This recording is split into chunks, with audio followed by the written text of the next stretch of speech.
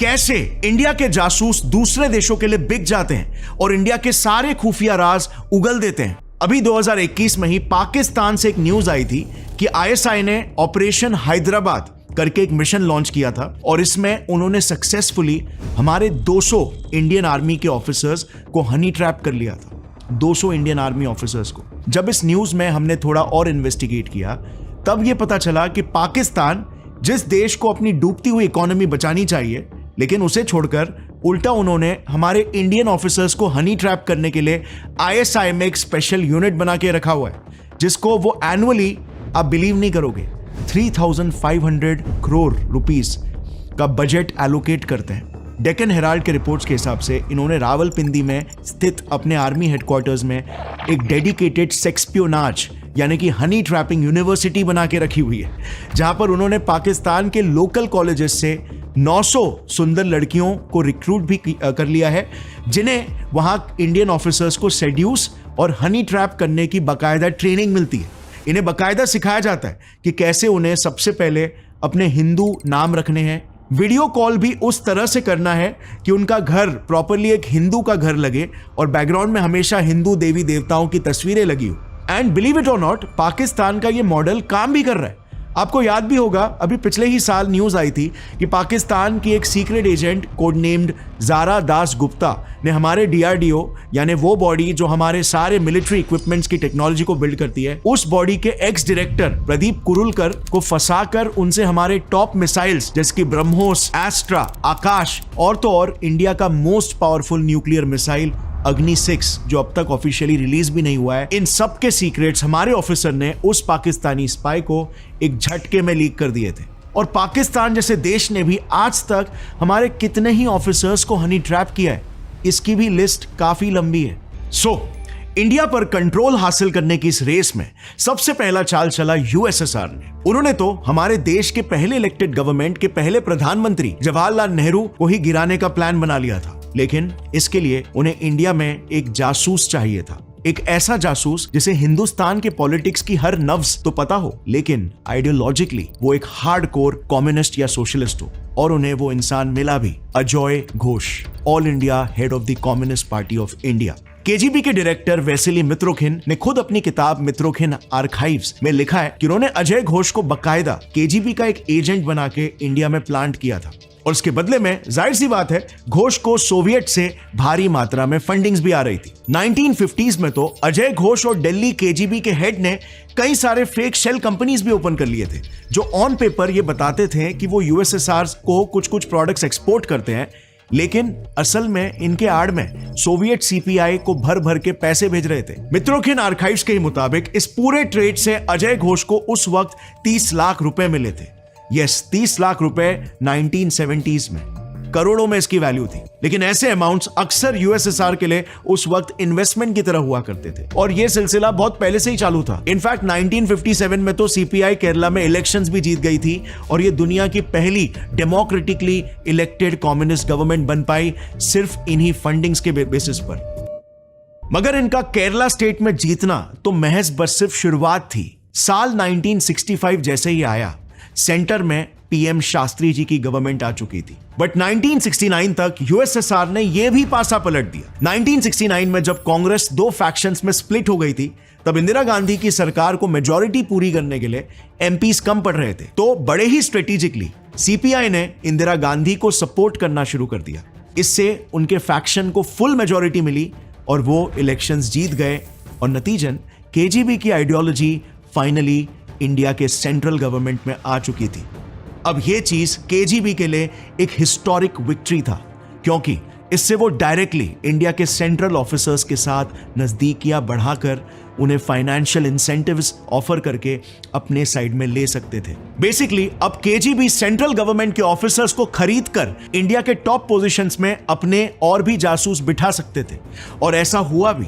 मित्रोखिन archives में clearly mentioned है कि उस वक्त में पीएम इंदिरा गांधी के 40% कैबिनेट मिनिस्टर्स कंप्लीटली केजीबी के पेरोल पे थे। आए दिन पीएमओ में सोवियत से भर भर के पैसों के बैग्स आया करते थे। केजीबी के इंडिया हेड ओलेग कैल्युगिन ने तो उस दौर में यह तक कह दिया था कि India was literally up for sale, हमारा पूरा देश ही बिकने के कगार पर आ चुका था। अब जाहिर है यूएसएसआर ये सब मुफ्त में तो नहीं कर रहा था। इस जेनरस सपोर्ट के बदले में उन्होंने हमसे दो चीजें हासिल की। पहला, इंडिया की एजुकेशन मिनिस्ट्री, जिसके हेड सीपीआई के ही एक मेंबर बन गए, और उन्होंने अपने टेन्योर में ही इंडिया में जेएनयू जैसी यूनिवर्सिटीज बनवाई, जिसे हम जानते हैं आज तक एक एक्सट्रीम लेफ्ट आइडियोलॉजी का गढ़ माना जाता है।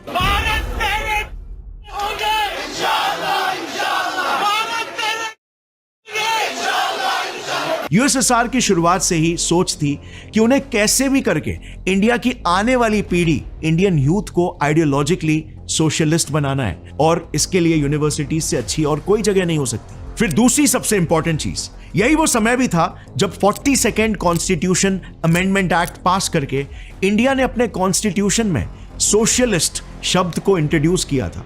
सो this was also a major win for USSR. But अब भी एक प्रॉब्लम थी। एक डेमोक्रेसी में एक सरकार कब तक बनी रहेगी इसकी कोई गारंटी नहीं होती, और इसीलिए केजीबी ने डिसाइड किया कि अब उनका अगला निशाना होगा इंडिया का ब्यूरोक्रेटिक सिस्टम, यानी कि हमारे देश की रीढ़ की हड्डी, द स्टील पिलर। और जाहिर है इसके लिए उन्हें तलाश थी अब एक नए एजेंट की जो इंडिया के एडमिनिस्ट्रेटिव स्ट्रक्चर में रहकर केजीबी के लिए जासूसी कर सके। अब इंटरेस्टिंगली यूएसएसआर में इसी दौरान एक नई इंडियन कंपनी एसएलएम मानेकलाल की स्थापना हुई, और केजीबी को एक न्यूज मिली कि इस कंपनी में एक एम्प्लॉय कुमार नारायण काम करते हैं, जिनकी इंडिया के अलग अलग गवर्नमेंटल डिपार्टमेंट्स में पहचान है। कुमार नारायण एक्चुअली में इंडिया के कॉमर्स मिनिस्ट्री में एक सिविल सर्वेंट रह चुके थे, और इसीलिए उनके गवर्नमेंट में कई सारे कॉन्टैक्ट्स थे। सो केजीबी को खबर मिली कि इन्हीं कॉन्टैक्ट्स को वो अक्सर 50 रुपए या कभी कभी तो सिर्फ एक ब्लैक लेबल दारू की बोतल देकर ही उनसे फ्यूचर गवर्नमेंट प्रोजेक्ट्स और टेंडर्स के बारे में इंटेल निकाला करते थे, ताकि इस इंफॉर्मेशन से उनकी कंपनी गवर्नमेंट के कई सारे मेगा प्रोजेक्ट्स क्लोज कर सके। अब ये इंटेल मिलते ही केजीबी ने तुरंत कुमार को एक ऑफर दे दिया कि अब से वो उनके लिए गवर्नमेंट के ऑफिशियल डॉक्यूमेंट्स लीक करके लाए, और इसके बदले में केजीबी उनको पर पेपर 100 पाउंड्स दे देगी।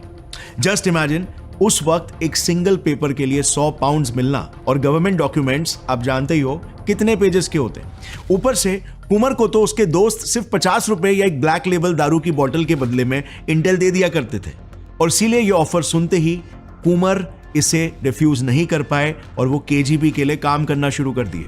उन्होंने धीरे धीरे करके अपना नेटवर्क भी बढ़ाना शुरू कर दिया, और एक ऐसा टाइम आ गया था जब हमारे देश के डिफेंस मिनिस्टर, प्रेसिडेंट ऑफिस और प्राइम मिनिस्टर्स ऑफिस तक के सीनियर ब्यूरोक्रेट्स बिककर केजीबी के स्पाइस बन चुके थे। ये इंडिया में ही रहकर इंडिया की ही सेंसिटिव इंफॉर्मेशन, जैसे हमारे न्यूक्लियर प्रोग्राम्स के डिटेल्स, मिलिट्री सैटेलाइट्स, रॉ और आईबी के फ्यूचर मिशंस, यहां तक कि इंडिया की डिफेंस प्लानिंग, मतलब इंडिया कौन से मिलिट्री एयरक्राफ्ट्स, वॉरशिप्स या वेपनरी खरीदने वाला है, इन सब के ऑफिशियल डॉक्यूमेंट्स केजीबी को लीक कर रहे थे on a regular basis.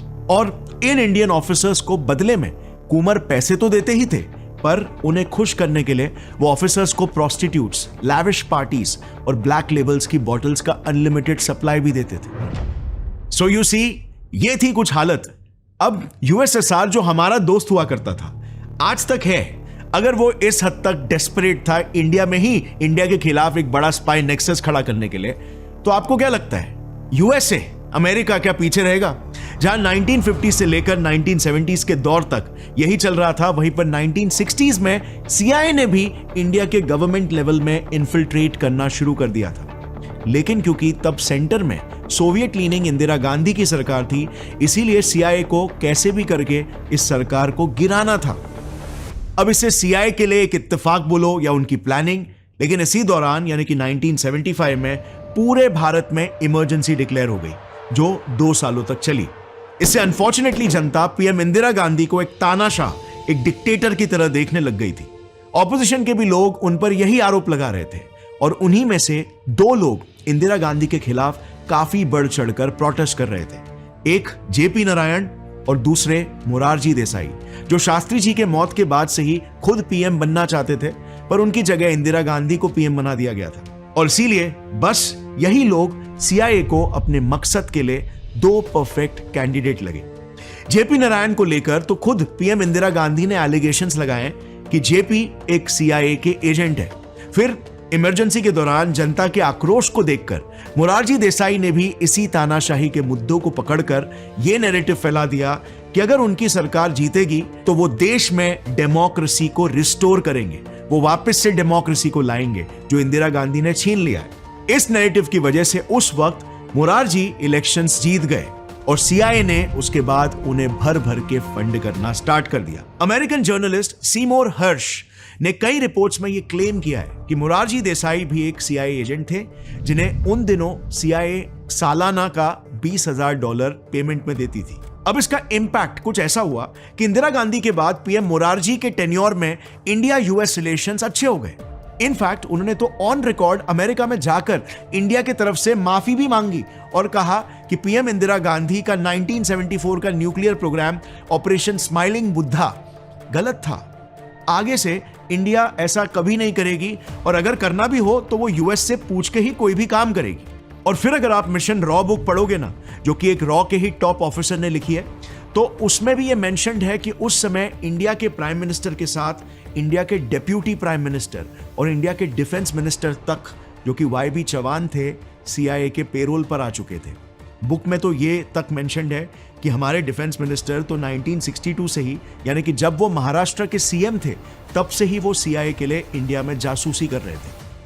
Actually में 1962 में जब वो महाराष्ट्र के सीएम थे, तब उनकी मुलाकात अमेरिकन एम्बेसी कॉन्सुल जेन एबेल से हुई थी और ऐसा कहा जाता है कि चौहान के एबेल के साथ काफी अच्छे रिलेशंस होना स्टार्ट हो गए। बट ये इंडियन अथॉरिटीज के नोटिस में 1962 तक उतना नहीं आया। 1962 में लेकिन हुआ क्या कि चौहान डेप्यूटी पीएम और डिफेंस मिनिस्टर बन के दिल्ली चले गए।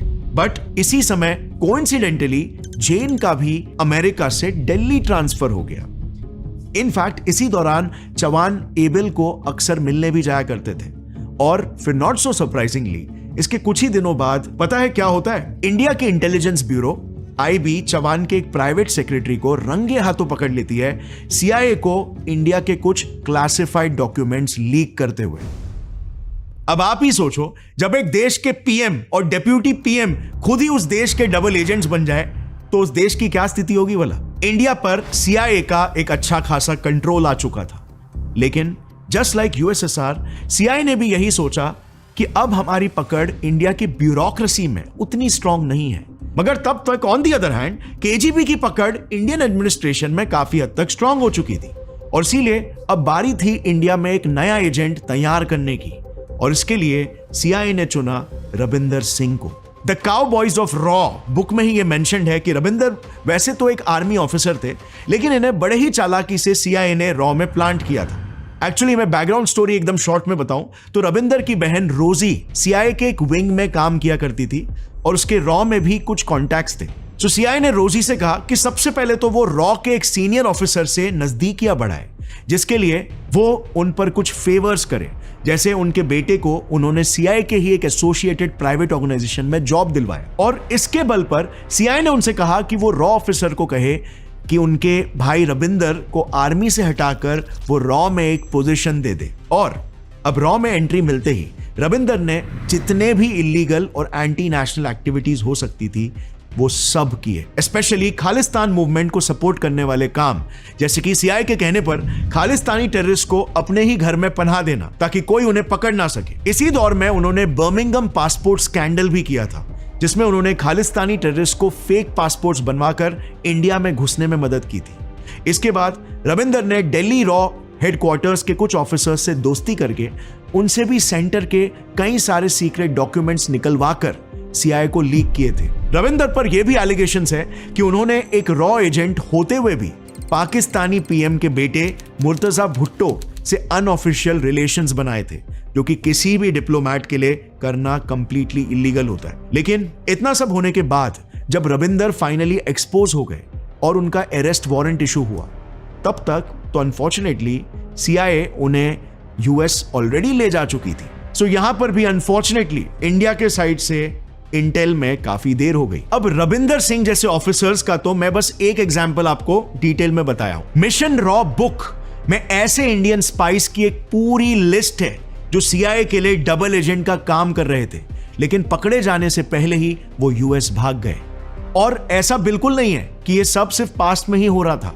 आज तक US, Russia, France, Germany, even Pakistan तक अपनी पूरी कोशिशें करते रहते हैं कि वो इंडियन ऑफिसर्स को खरीद कर या फिर उन्हें हनी ट्रैप करके, ब्लैकमेल करके उनके देश के लिए जासूसी करने पर मजबूर कर सके। सो डेफिनेटली ये इंडिया के इंटेलिजेंस एजेंसी और हमारे डिफेंस फोर्सेस के लिए भी एक बहुत बड़ा थ्रेट है। एक ऐसा थ्रेट जिससे चाहे हम आज विश्व की दूसरी सबसे बड़ी आर्मी क्यों ना हो, चाहे हम कितने भी एडवांस मिलिट्री वेपन्स भी क्यों ना बना ले या खरीद ले, अगर हमारा इंटेल इस तरीके से कॉम्प्रोमाइज होता है तो हम हारेंगे ही हारेंगे। When it comes to geopolitics, Intel सबसे बड़ा एसेट होता है जिसे हम किसी भी एक्सक्यूज से कॉम्प्रोमाइज नहीं कर सकते। और आज के तारीख में मोस्ट ऑफ दी वॉर्स तो बैटल ग्राउंड्स पे नहीं लड़े जा रहे, बल्कि वो लड़े जा रहे हैं इंटेलिजेंस एजेंसीज द्वारा। और इन इंटेलिजेंस एजेंसीज के रूल बुक में एक बात तो बिल्कुल क्लियर है, everything is fair in love and war. अगर ये वीडियो का क्लिप आपको पसंद आया तो पूरी वीडियो चेक करना मत भूलना, लिंक नीचे डिस्क्रिप्शन में है।